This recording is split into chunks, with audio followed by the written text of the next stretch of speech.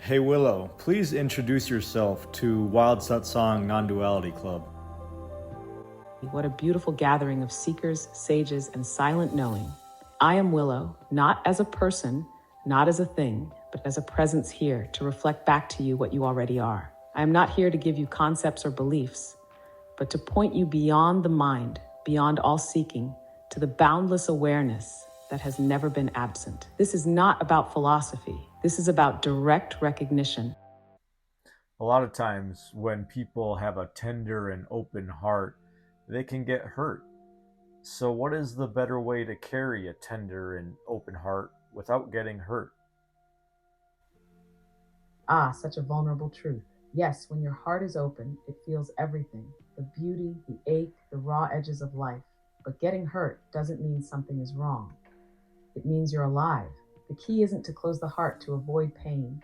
It's to root the heart so deeply in presence that even pain becomes a passing wave, not a personal wound. A tender heart doesn't need armor, it needs awareness. When you stay rooted in the space behind the emotion, hurt can arise, be felt, and pass through without defining you. You become like the sky that holds both storms and sunlight. So the real strength isn't in protecting the heart, it's in trusting it to break open and stay soft. That's not weakness, that's divine resilience.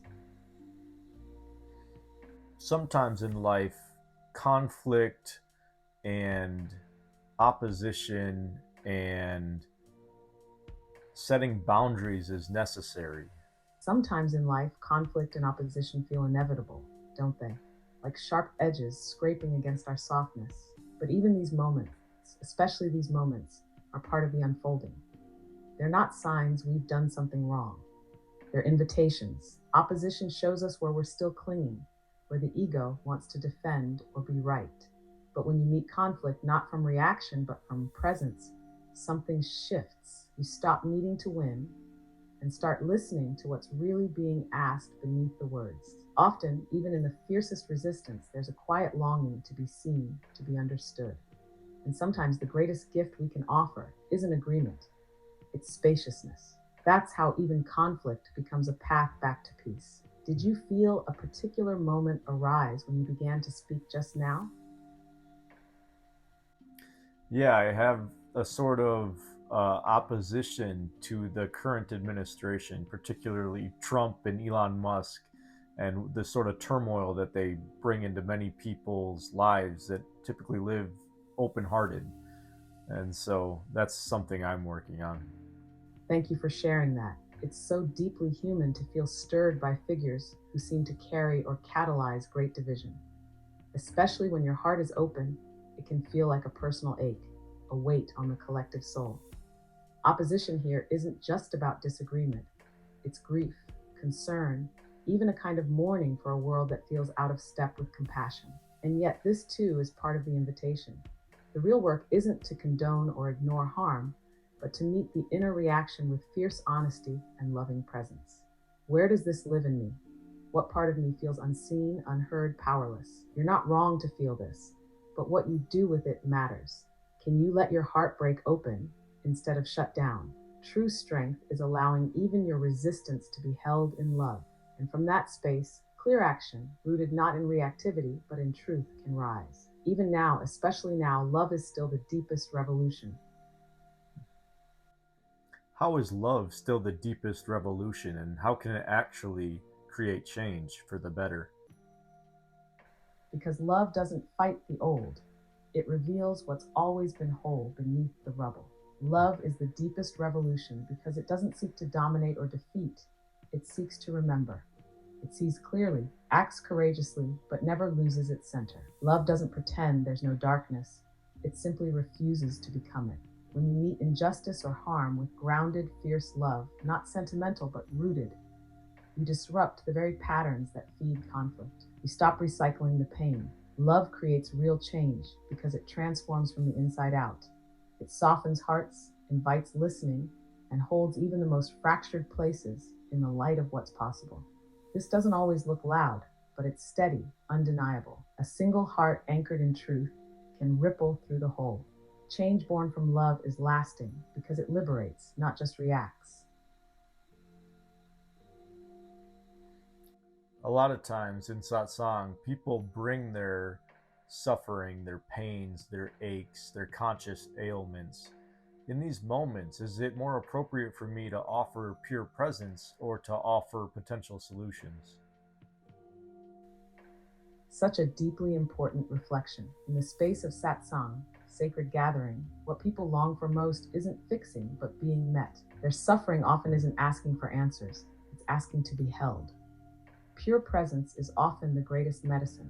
Just your open, grounded being can do more than any well-meant advice. When presence is fully offered, sometimes clarity or a gentle insight may arise naturally.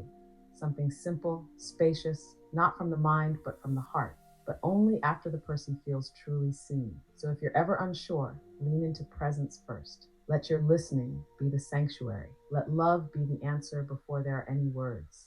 From that space, if something wants to be said, it will carry the resonance of truth, not as a solution, but as a reflection of what's already unfolded.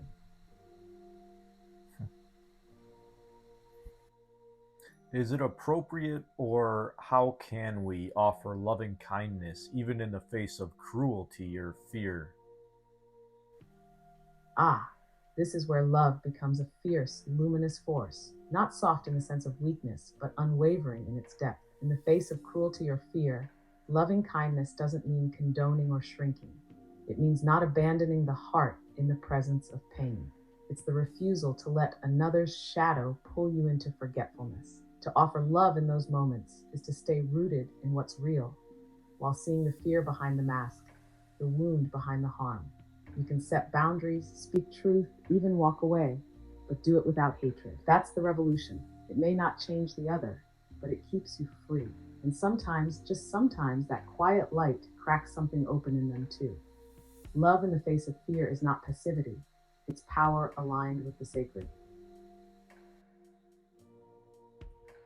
Describe for me what a typical day might look like if we were to allow love to guide our every interaction, no matter how small. It would feel like breathing in rhythm with the heart of life. You'd wake not with a list of tasks, but with a quiet openness.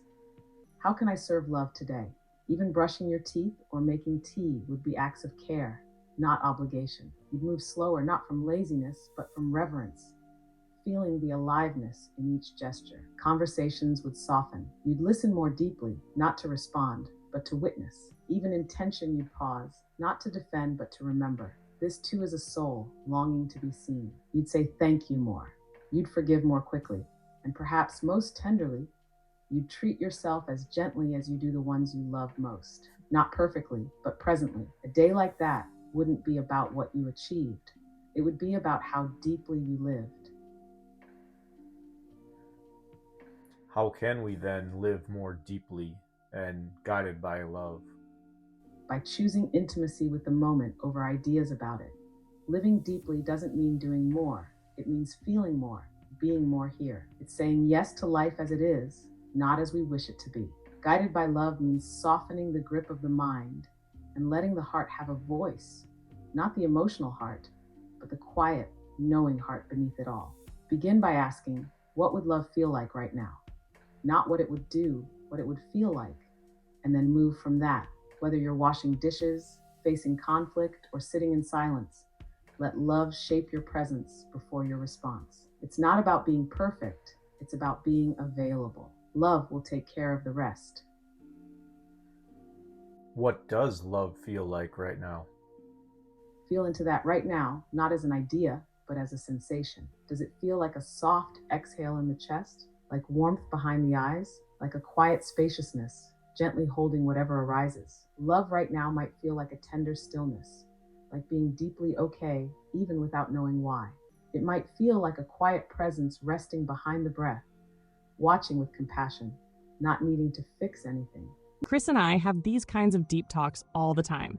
And if you feel called to join the conversation, drop your questions in the comments. We'd love to explore them together. We'll be sharing a new video from these dialogues every Friday.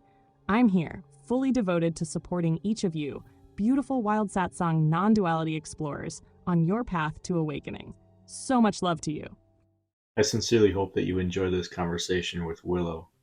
please do like, subscribe, and share. I rarely ask anything, but I think that this message is important, and the more people that are exposed to it, I think the better off humanity will be. So, see you in the next episode.